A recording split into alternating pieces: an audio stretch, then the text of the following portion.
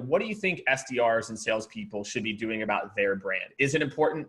Is it not important? How important is it? And how do you think about even teaching that, or even helping them to understand why it's important? Yeah, I think it's more important than ever, because moving into the world of technology, taking over all our jobs, your brand is what's going to carry you through the rest of your career and everything else.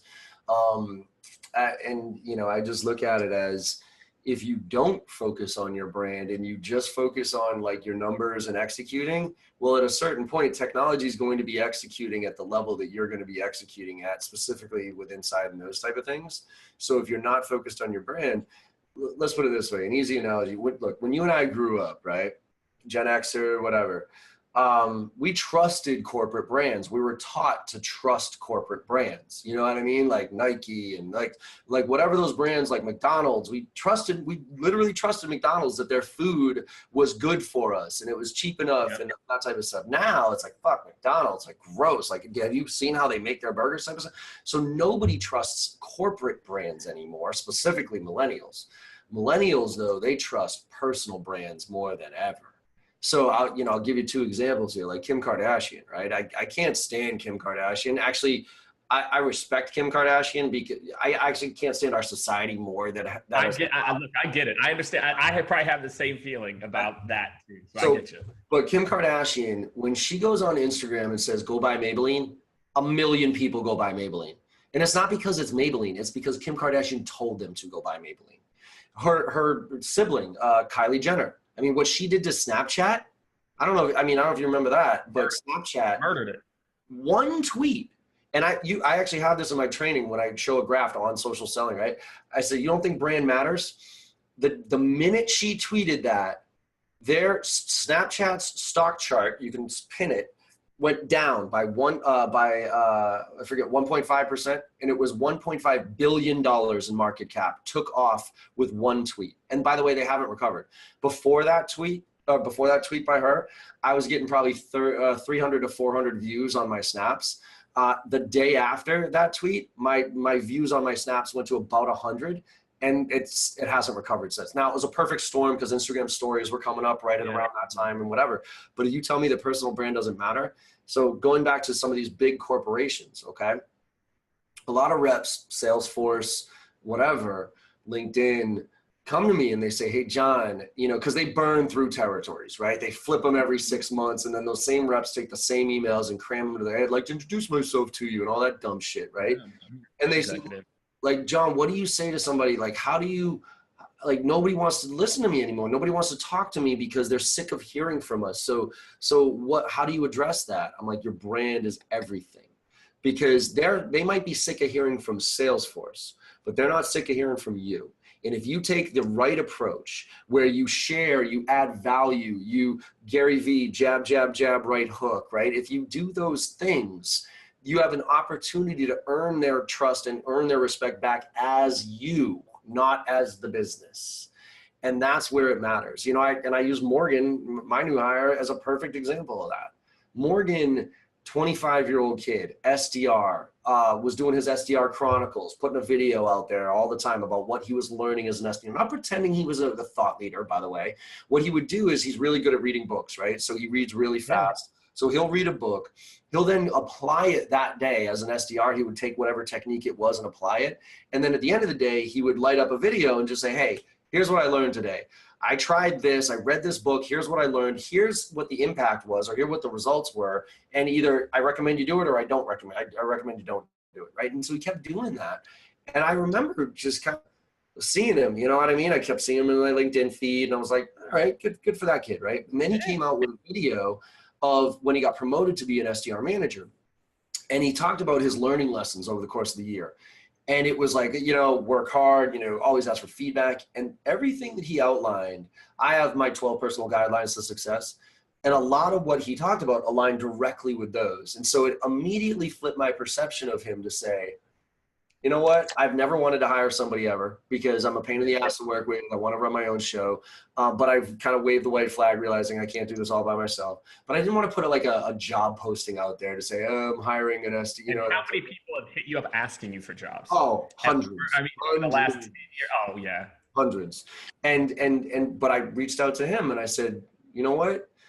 You're not ready yet and I'm not ready yet, but would you be interested in doing what I do? And he's like, yeah, absolutely. So I was like, look, you need to marinate a little bit more, but there's going to be a day I'm going to come knocking and I think we can do some fun stuff together. And I brought him on board. And now the kid's traveling to India. He's going to Amsterdam. He's going to all these cool places at 25 years old. And if he hadn't worked on his personal brand, there's no way he would have gotten that opportunity ever. Yeah. And so one last point on it. Let's say this, say a rep is out there and they go for either a promotion or a new job someplace else, and they're up against somebody else, okay?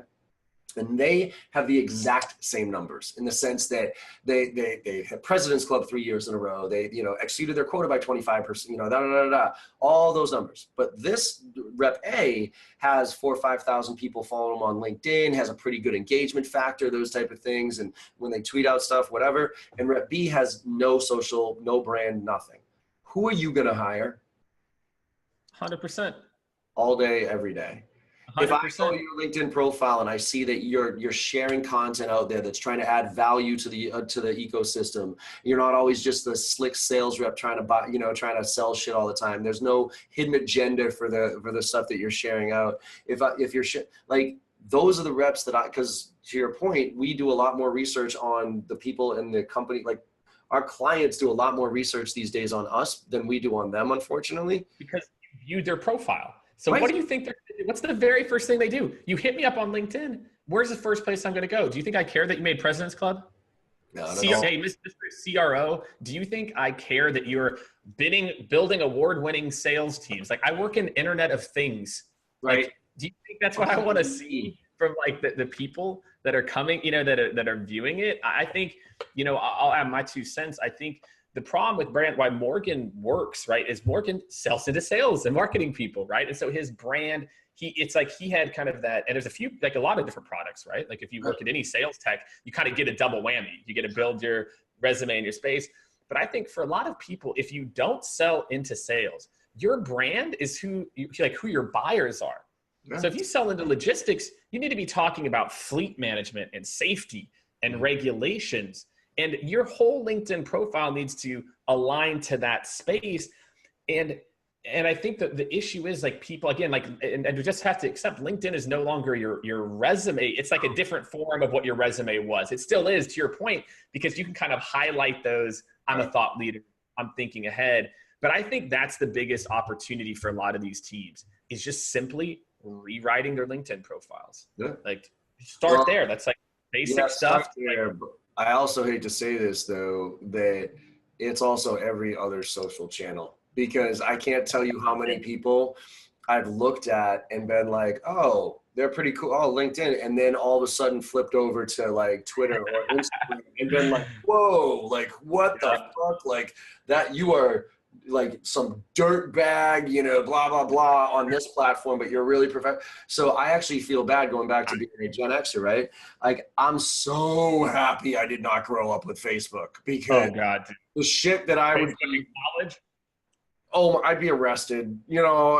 Nobody would ever hire me for anything if they just scrolled down and saw like the history. Right? So these kids who have done, who have put their whole lives on social because that's what they grew up with, are now trying to be professional, and you have to go clean up those other profiles, because you can't be one-on-one platform and a different person, because it just takes one extra click to go to that next profile to find out who you really are. And if I find out who you really are and you're not who you're saying, and it's different than what I see there, I trust you way less. Now I'll never give you a chance if I can tell you 2 different types of people. Well, I think look, man, our personal brand and our professional brand are just becoming the same, and it used to be, I have my personal life over here, but we're all voyeurs in all of our lives, and I think we've just made that leap now to where your social network, you can be a different kind of you, but yeah, look, if you're a scumbag, you're a scumbag. Right. And that's going to get called out. It doesn't matter where it was. So obviously you're a big believer in brand. I think, again, more and more people need to understand that, like that. I think that's going to be the value of the future. The value of the future, it's kind of, we're going, it's a classic kind of what's old becoming new again, where you're kind of just building your Rolodex, man. It's just, you're building these content, these followers, your Rolodex of people who like you and believe in you and the value that you're, putting out there that you take with you.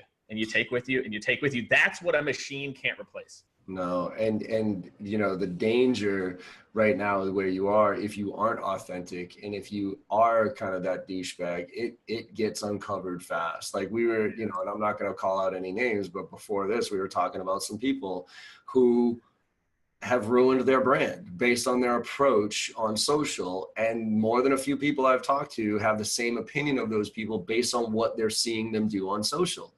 And it's like, and that is real hard. Like once somebody has a perception of you as something and you keep reinforcing that perception, you know, 2, 3, 4 times, the likelihood of me changing that perception of you, not high. You know what I mean? Like once you go down that path of, oh, that guy's a dirtbag. I mean, I just did a post on LinkedIn being like, I'm getting real nervous right now about the bro sales guy coming back. Like it really feels like the Glengarry, Glen Ross and boiler rooms of the world are starting to resurface, and I'm starting to see sales reps out there being like, yeah, man, stacks of cash, and you know, fucking, I'm driving to, you know, like, check this out. And I'm like, wait, why is that coming back? Because, you know, we fought against it. The good sales reps fought against it for long enough, and you know, Wolf of Wall Street kind of pissed me off when it came back out because I finally felt like, oh, at least, you know, finally Glengarry, Glen Ross, and boiler room. They're great movies. They're terrible sales movies. They're terrible sales movies. So I finally felt like after Boiler Room had settled off and people weren't remembering that, and then all of a sudden Wolf of Wall Street came out, I'm like, fuck. You know, now the perception is back, right? And I think it's really starting to rear its ugly head. And I think we got to do, you know, those of us in sales that really give a shit need to do everything we can to keep representing this profession and doing it the right way. And it might mean that I'm not going to buy a jet or, you know, buy a Lamborghini, but I'll live in a pretty nice house. I'll do really good work, and I'll have a network of people that actually give a shit and are going to help me along the way. Yeah, I'd rather,